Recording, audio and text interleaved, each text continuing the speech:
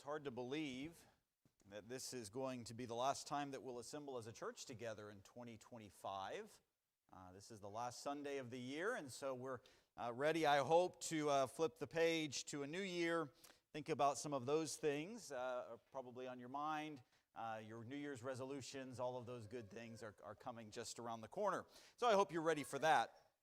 And I always get a little bit introspective at the end of the year, and maybe you do as well. You start thinking about the kinds of things that happened over the course of the year, the good and the bad, and we've certainly had blessings as a church this year, and I hope that you can realize that and see those good things that God has done for us as a church. That said, it's also been quite a year for us in a number of ways. The loss that we've experienced on a number of fronts, the challenges that we've faced as a church. There's been so many good and special things, but it's also been a hard year in a lot of ways. Either way, another year has come and gone, and we are still confronted with the fact, like we are every year, that we are living in a world that is deeply affected by the curse of sin. And we saw that this year in some uncomfortable ways. And yet, there's still this hope about this new year coming up. And there's always sort of this possibility, this blank canvas that we have that I always think about when the new year comes. And we get to think about what's on the horizon for us. This is, after all, a time of year for optimism. Yes, the last year may have been challenging in untold kinds of ways, but maybe next year will be better in certain ways. Maybe we'll have positive things to look forward to. And so while we certainly don't forget what's in the past, in a lot of circumstances, we tend to admire things that are new, don't we? We like to admire things that are new. Just ask any of the young people in this room who received something new for Christmas. Doesn't mean they don't love their old toys, but boy, those new ones are shiny.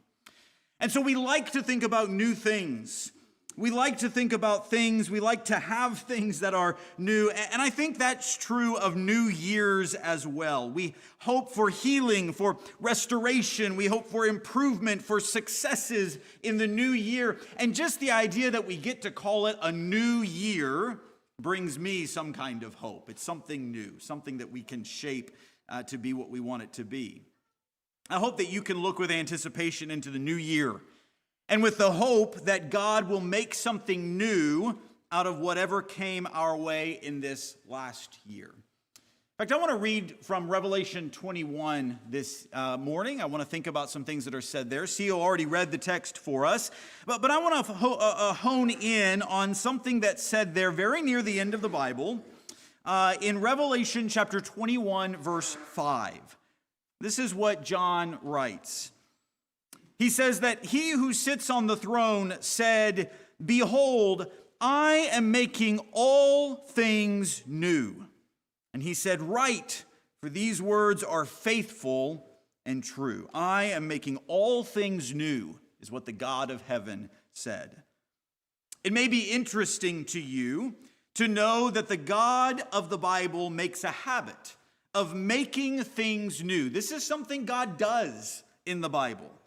He is the creator of all things, of course, and even while humanity distorts and destroys God's creation with sin, there are moments throughout the Bible where God recreates, where God renews and restores creation. He takes things that have become old and abused, and he fashions them into something new again. God is in the habit in the Bible of making things new.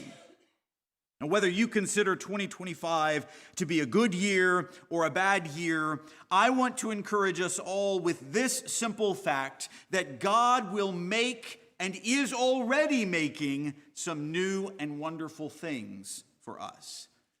In fact, we don't have to go outside of Revelation chapter 21 to start to see some of the new things that God is and has been making. If we back up to the beginning of Revelation 21, John sees some of the things that God is making new. It starts in verse 1. Look at what it says in verse 1 of chapter 21.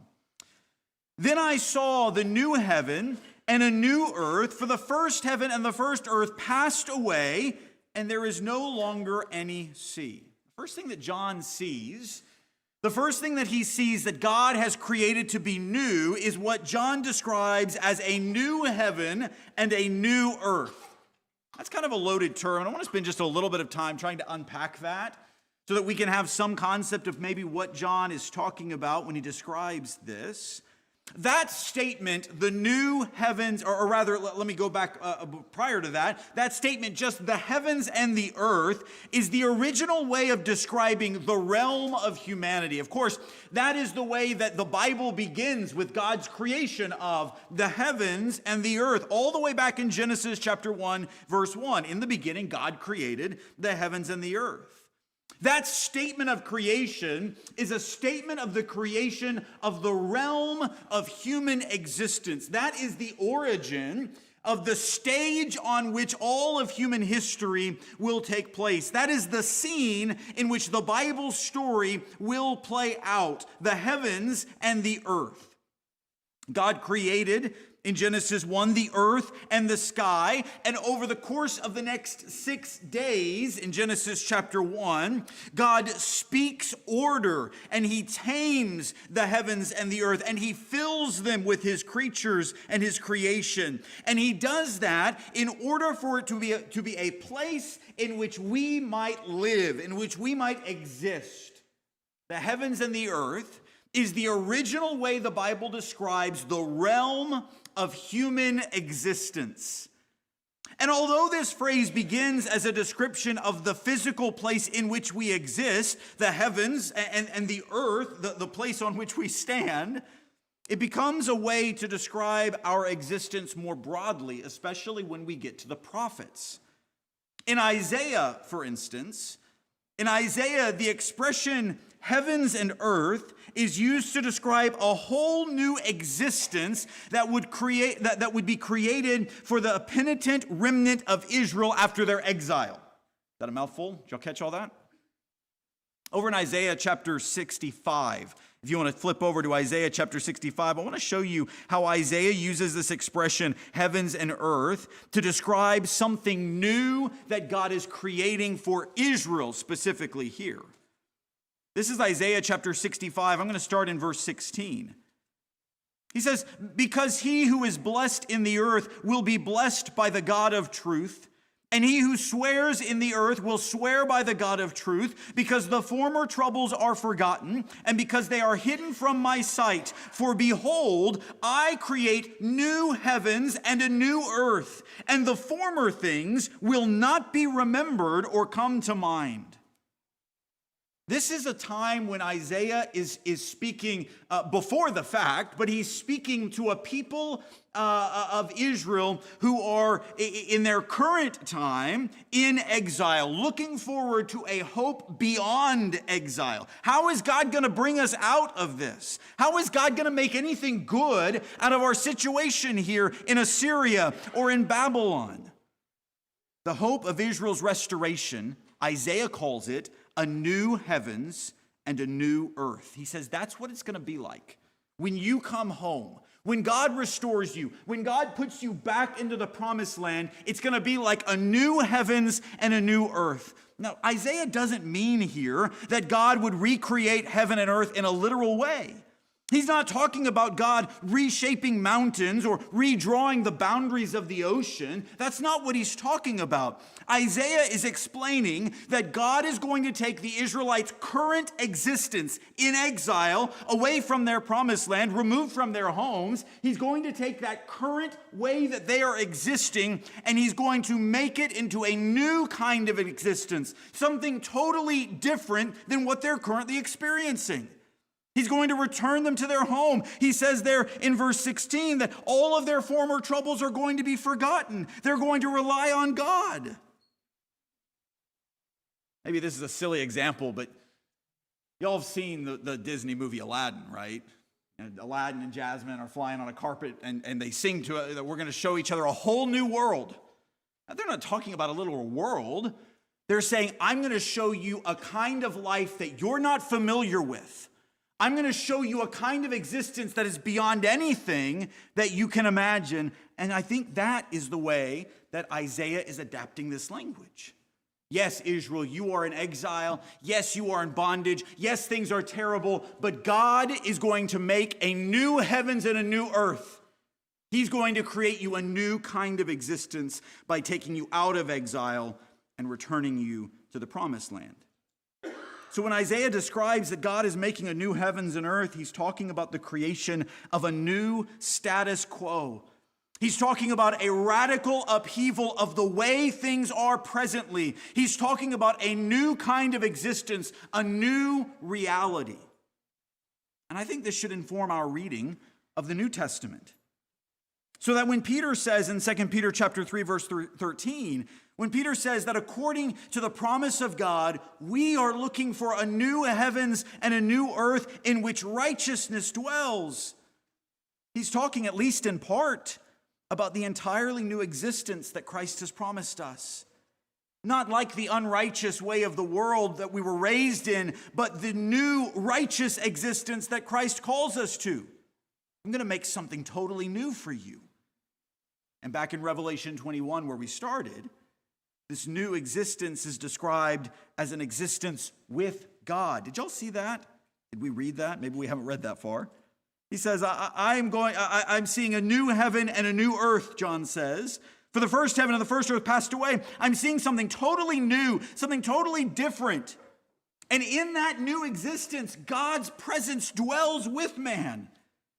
He sees the tabernacle there. He sees the voice of God. God himself will be among them, verse 3 says. And it is a radically different kind of existence than anything you and I are used to. For instance, right there in verse 1, it says that in this new heaven and new earth, there will no longer be any sea. Which again is kind of an obscure statement. But we know from Genesis chapter 1, verse 1, that 1 verse 2, rather, that the sea is a place of chaotic death that God has to order and control. And back in Revelation 20, verse 13, if you would skip back there and just notice, the sea in Revelation is a place where the dead are held. And the sea gives up the dead in Revelation 20. I don't think John is talking about a new heaven and new earth without large bodies of water. He's saying the kind of existence in this new heaven and new earth is not anything like the chaotic, death-filled existence that you know now. God will radically change our state of existence so that there will no longer be a fear of the sea, a fear of death anymore. God is making something new. He's making a new existence for us, a new heavens and a new earth. But that's not all that John sees in Revelation 21 that God is making new. If we keep reading, verse 1, he says, I saw a new heavens and a new earth, for the first heaven and first earth passed away. There's no longer any sea. He continues in verse 2, and he says this, he also saw the holy city, New Jerusalem, coming down out of heaven from God, made ready as a bride adorned for her husband.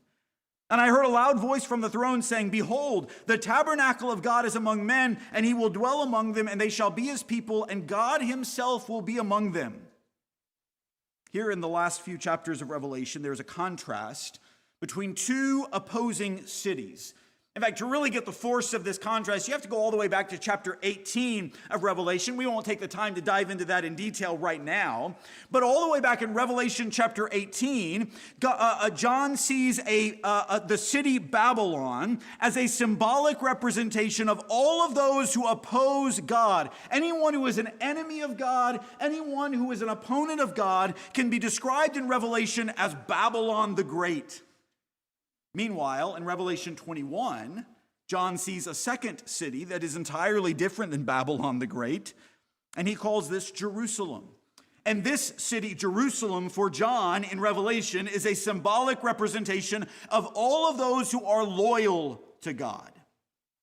So in Revelation, Jerusalem is a symbol that represents people.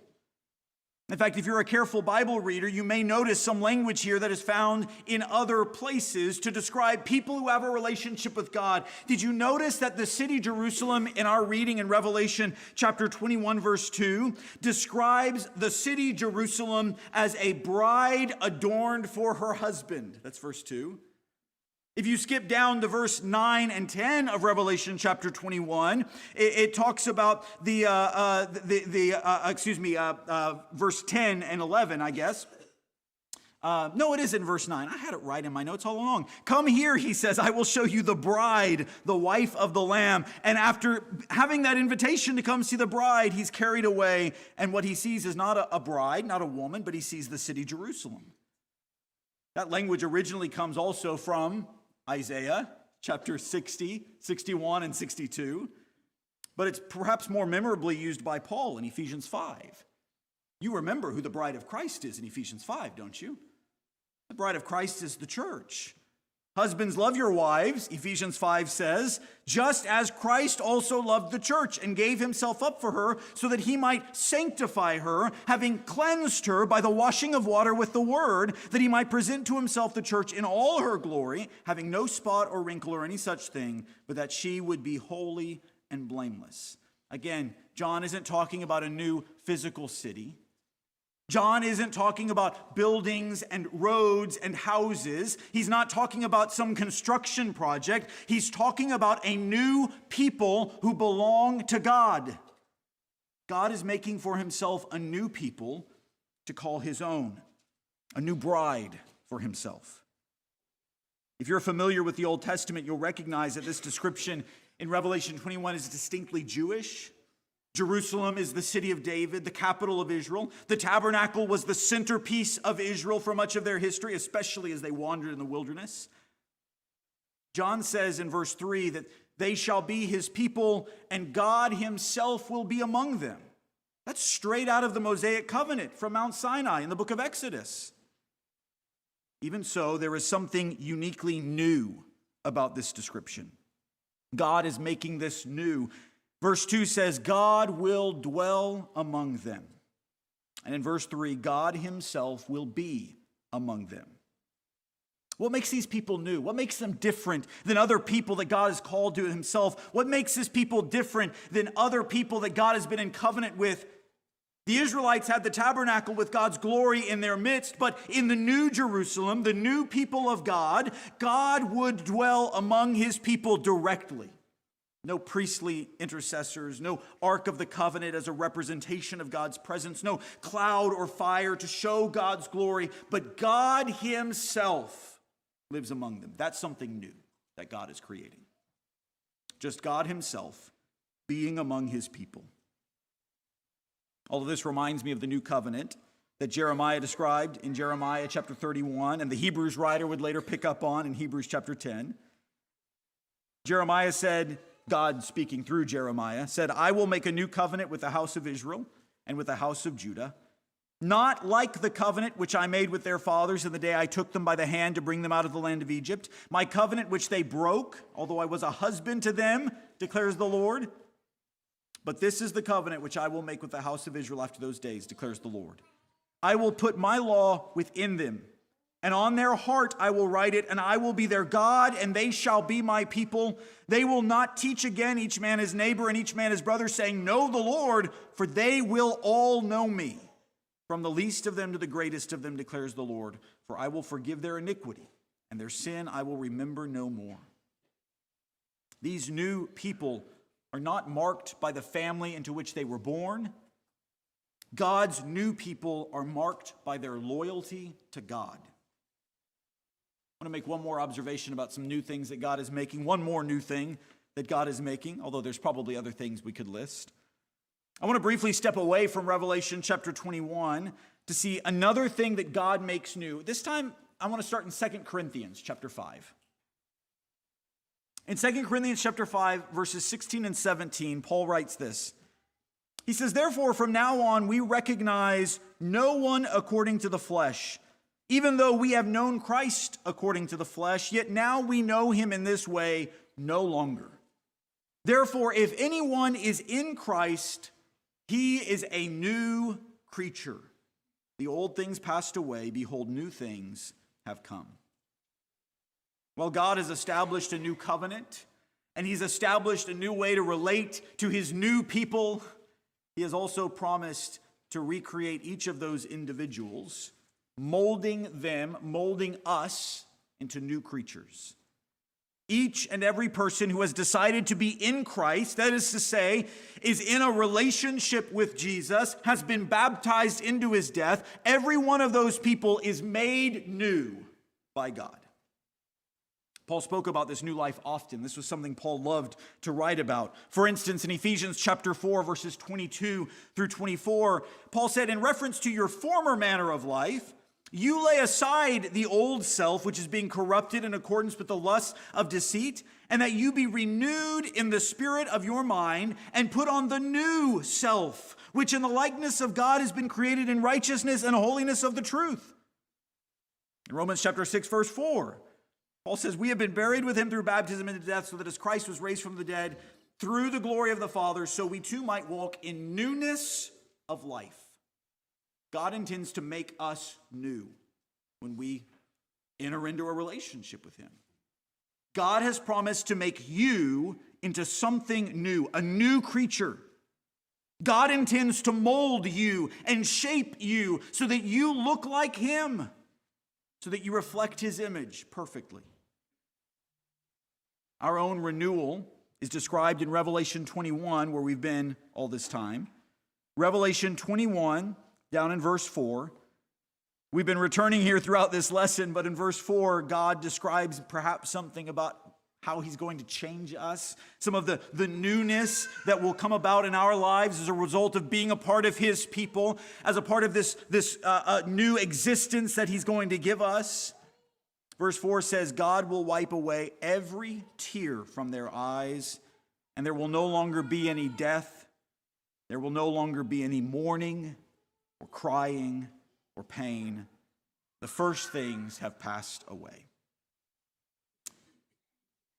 He who sits on the throne said, behold, I am making all things new. And he said, right, for these words are faithful and true. God is making all things new. He is making a whole new existence for us, a whole new world unlike anything we've ever experienced. He is making a whole new people for himself, a people who are defined by their loyalty to him, and a people who God literally lives with. God is making a whole new man out of each person who is baptized into Christ, shaping each of us who enter into that relationship to look like him.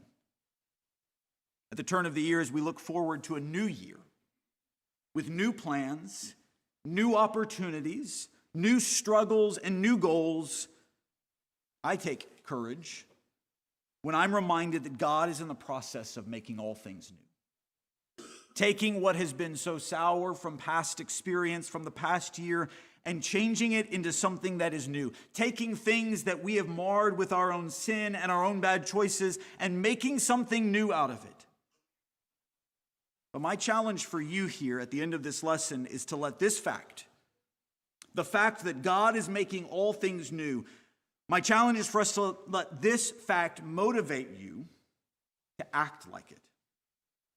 There's a difference between acknowledging that God is making something new and acting like God is making something new.